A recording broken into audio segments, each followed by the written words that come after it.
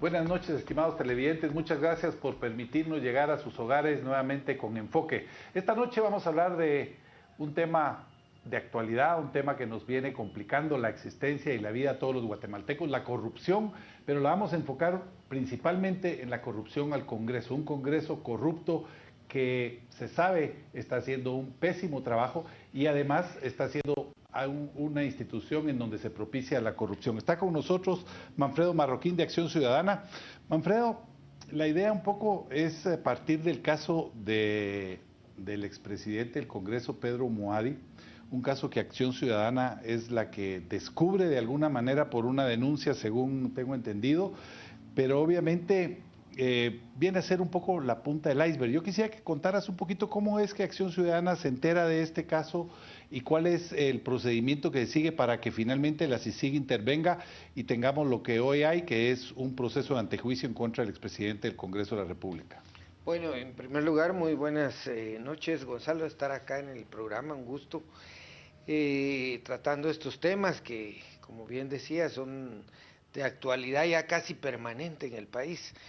Creo que el tema del caso Muadi de alguna manera ayuda mucho al país, o puede ayudar al país, a ojalá transformar el Congreso de la República. El Congreso tiene dos grandes males a mi juicio. Primero es una representación de un sistema que todos queremos que se cambie, el sistema de partidos políticos, pero encima de ese sistema de representación todavía hay una administración que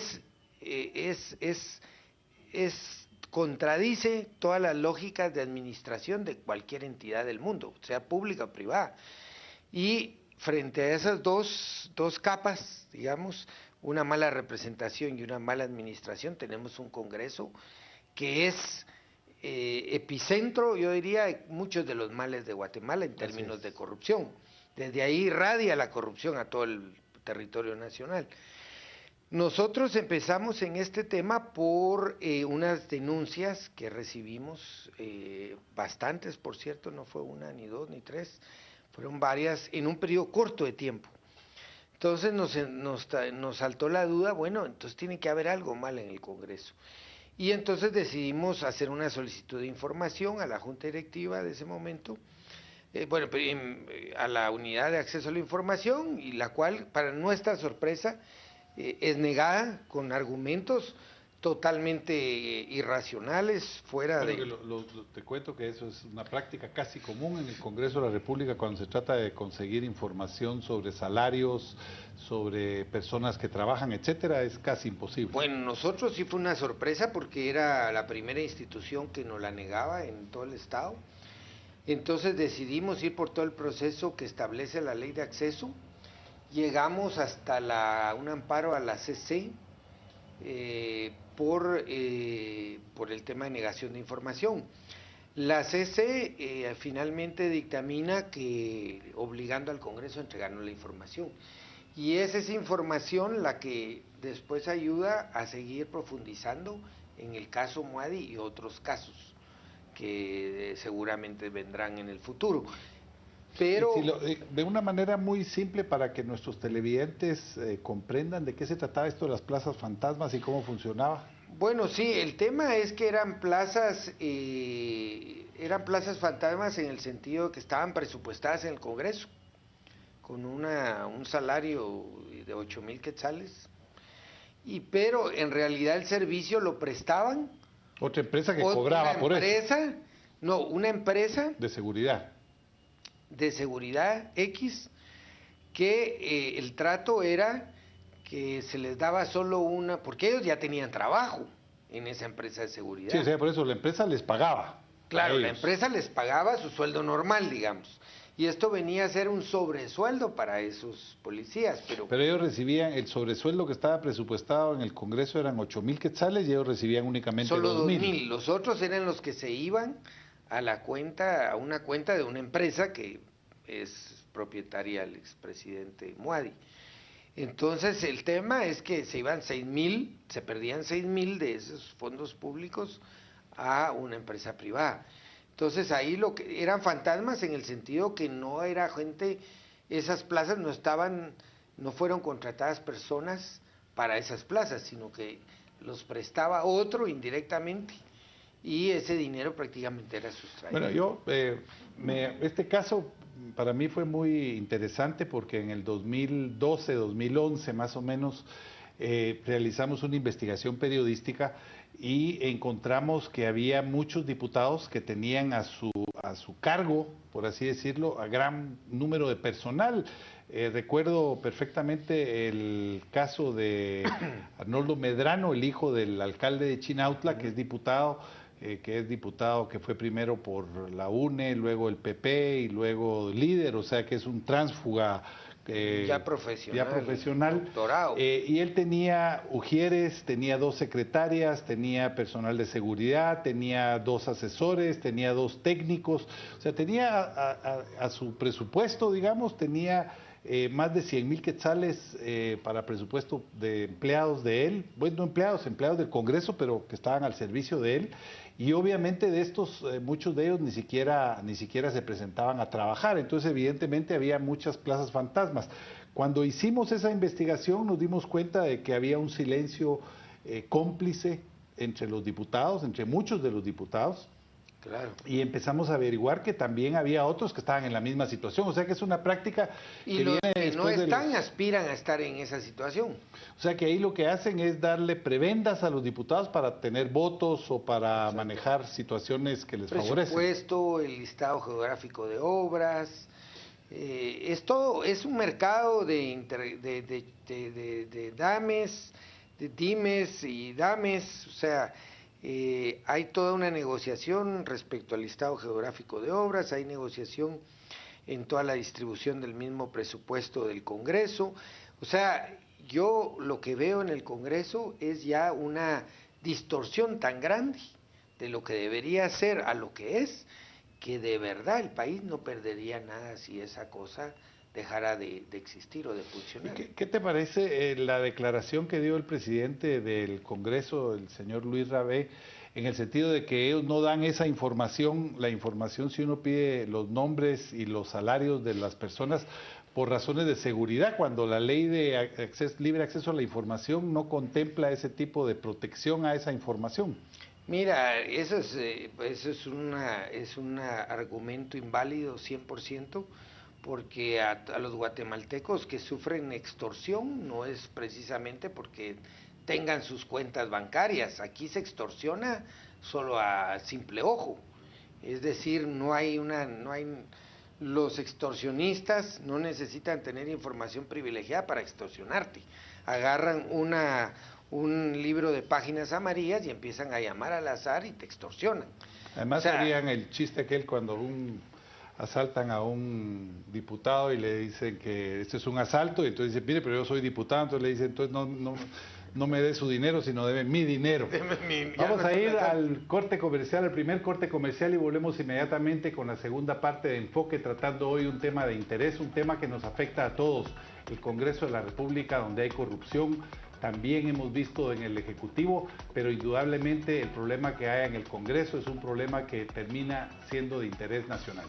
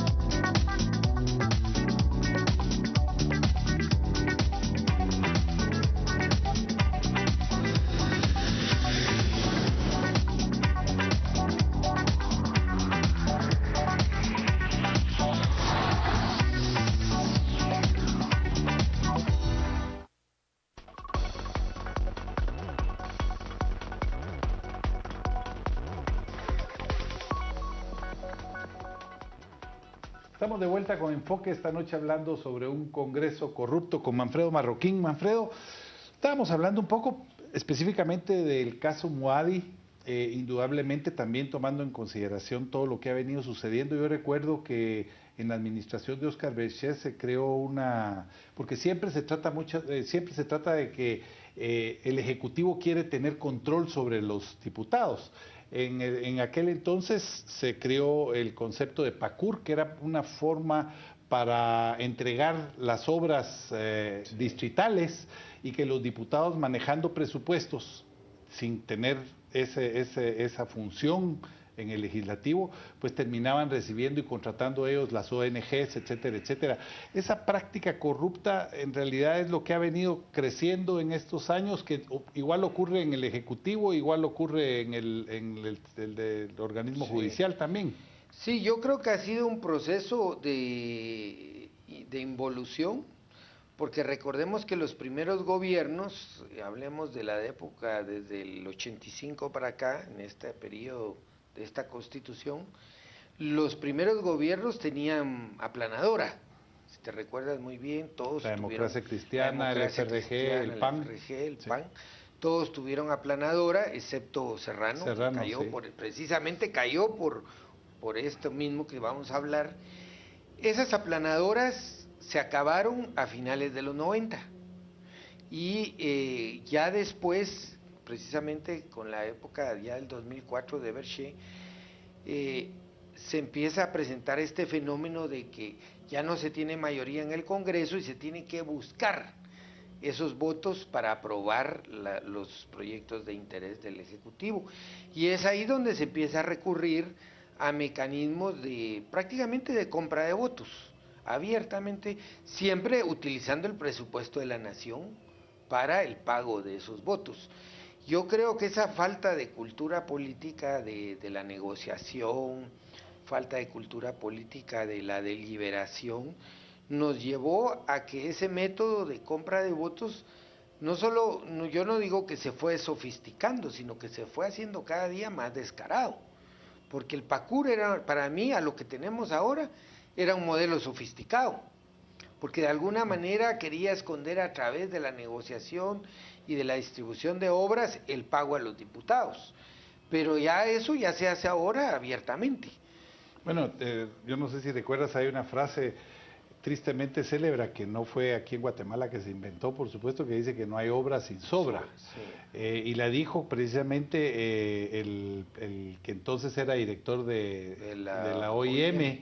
Defendiendo el que, bueno, pues obviamente tenían que hacer que de alguna manera caminaran las obras, ¿verdad? Entonces desde ahí viene que los contratistas del Estado, digamos, en el caso que mencionaba yo del diputado Medrano, curiosamente, ¿por qué tenía él tantos beneficios?